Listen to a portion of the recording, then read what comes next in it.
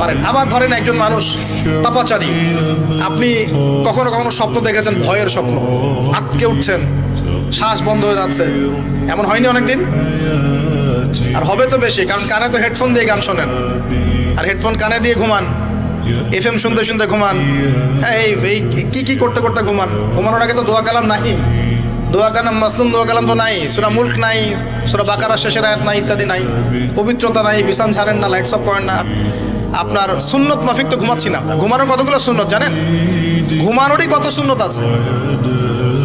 ইস্তেঞ্জা করতে হয়, ওযু করে আসতে হয়, পারলে মেসওয়াক করে নেয়, বিছান ঝাড়তে হয়, বিসমিল্লাহ বলে লাইট অফ করতে হয়, দরজায় খিল দিতে হয়, পাত্র যদি থাকে খাবার পাত্র, পানির পাত্র ঢেকে দিতে হয়, তারপরে পড়তে হয় বিছানায় গিয়ে আয়াতুল কুরসি, সূরা বাকারা শেষের 2-3টা আয়াত, সূরা ফালাক নাস ইখলাস, হাত একত্রিত করে ফু দিয়ে সারা গা মাসাহ করতে হয়, ডান কাত হয়ে আল্লাহুম্মা বিইসমিকা আমুতু ওয়া আহইয়া বলে এই যে 33 বার সুবহানাল্লাহ, 33 বার আলহামদুলিল্লাহ, 34 বার আল্লাহু আকবার পড়তে পড়তে ঘুমাতে হয়। কয়জন জানে? কয়জন ঘুমানোর সুন্নত?